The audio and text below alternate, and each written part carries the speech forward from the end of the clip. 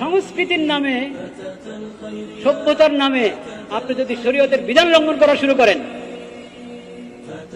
ওটা হলো আপত্তি। ওখানে ইমানের পরীক্ষা, ওটাতে কি ইমানের পরীক্ষা।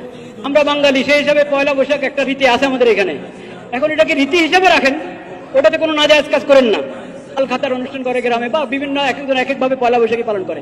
পয়লা বৈশাখী আপনি যদি বাঙালি সমাজের রীতি হিসাবে ধরেন, একটা বৈধ রীতি, কোনো আপত্তি নাই, এটাতে শরীয়ত আপত্তি করে না।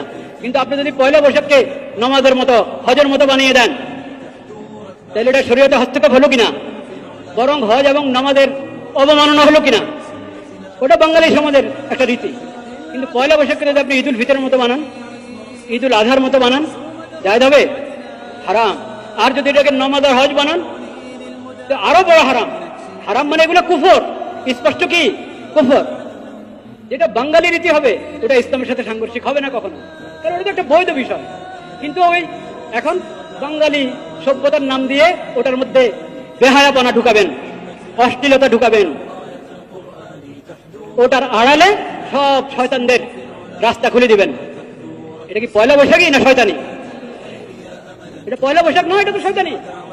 আরে সব ধরনের অশ্লীলতা আর শয়তানি যুক্ত পয়লা বৈশাখীকে তুমি মিলাচ্ছ কিসের সাথে? ইসলামের ইবাদতের সাথে। নাউযুবিল্লাহ।